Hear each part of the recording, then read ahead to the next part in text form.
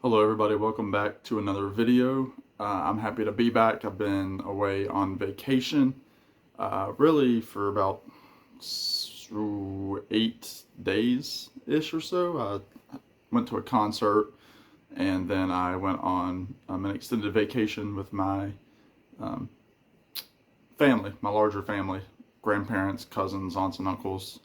So I'm happy to be back. Just got home a few hours ago and have a few videos that I'm going to record here.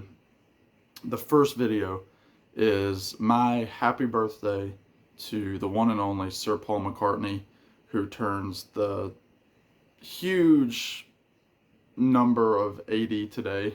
Hard to believe that, the guy that we all, loved when he was in his 20s with the Beatles, the guy that we loved in his 30s, with Wings, and then really from his 40s onward in his solo career.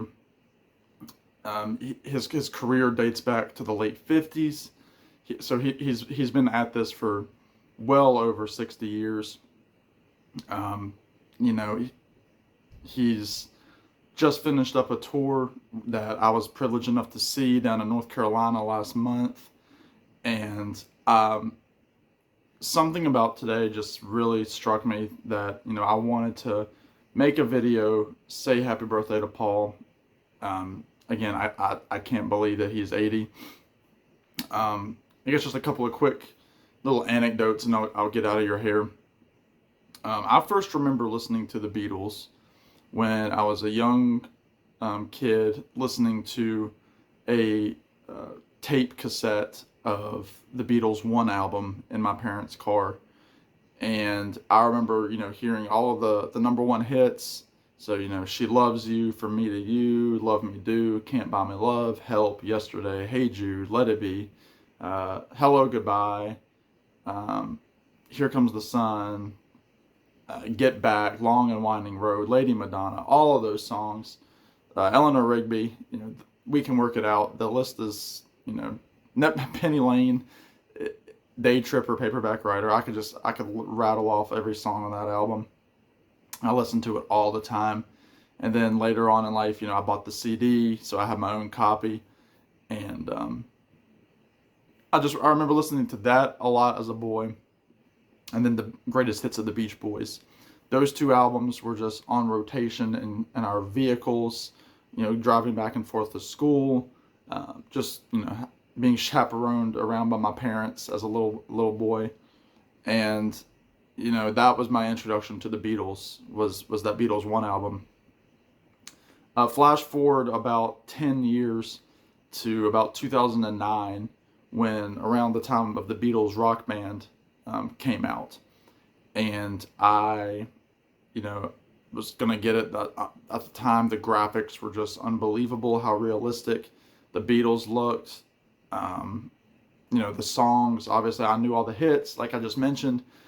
But then, when you get the game, there are other songs on there that weren't on that Beatles One album. So songs like Drive My Car and I'm Looking Through You, While My Guitar Gently Weeps, Dear Prudence, Helter Skelter, all of those songs that didn't quite make it to number one are on this Beatles Rock Band game for my Xbox. So, I'm playing the game, obviously starting with the songs that I know.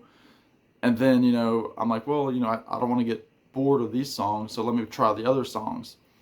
And then I start playing some of those songs, and I'm like, wow, there is a lot more to the Beatles than the Beatles One, than the greatest hits. So, I was playing that game, and then I'm like, I gotta get some of these albums. So the very first full-length Beatles album that I purchased was Abbey Road on a CD, and this was again 2009 when the Beatles were being remastered by George Martin, or being curated by George Martin. I'm not sure how much of a hand he had in it. I think he had some part in it, but George Martin was reissuing the UK catalog on CD and vinyl remastering. So, the first one I got was Abbey Road. I think not too long after that I might have gotten Help.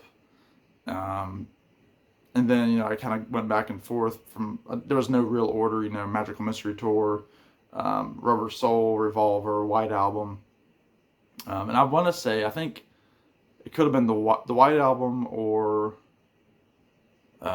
maybe Beatles for Sale might have been. Might have been the two that I got last, simply because I wasn't as familiar with the songs on those albums. But again, I remember listening to these songs and being blown away. Abbey Road completely floored me the first time I heard it. And the thing that really floored me about Abbey Road was that second side that we all know about, that is dominated by Paul McCartney. The whole, You Never Give Me Your Money, all the way through to, the end, and then Her Majesty tagged on there at the end. That whole side, I guess I should say From Here Comes the Sun to Her Majesty for the second side. But in terms of the actual suite at the end, it's predominantly McCartney with, obviously you have Polythene Pam and Sun King and all that stuff that's not necessarily Paul. But that second side blew my mind as a young high school student. And I think it was at that time that I realized that Paul was my favorite Beatle. And I loved the Beatles, and I love the Beatles. I shouldn't say I love the Beatles.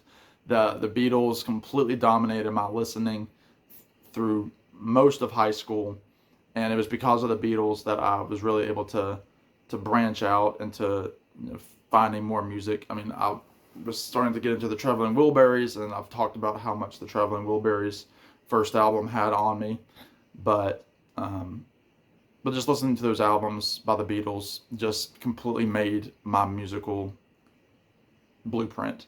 I posted on social media this morning that without the Beatles, without Paul McCartney's melodic songs, without the hooks that he and John wrote, but I mean, Paul is really a master of melody. He still is at 80 years old. Without that musical blueprint, I would probably never have picked up a guitar. I never would have played a harmonica because of, the Beatles and their early songs with the harmonica.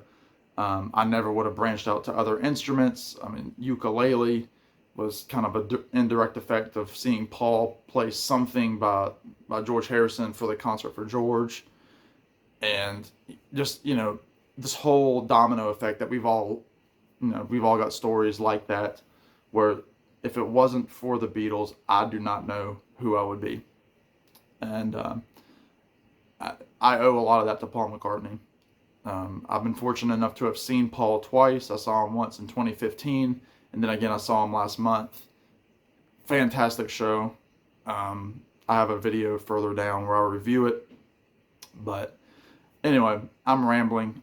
I wanted this to be about Paul. It kind of turned into me a little bit. But Paul, thank you for all of the melody, for all of the music, for all of the lyrics, for the humor, the style, the swag that you have with the bass and the suit as a young lad from Liverpool.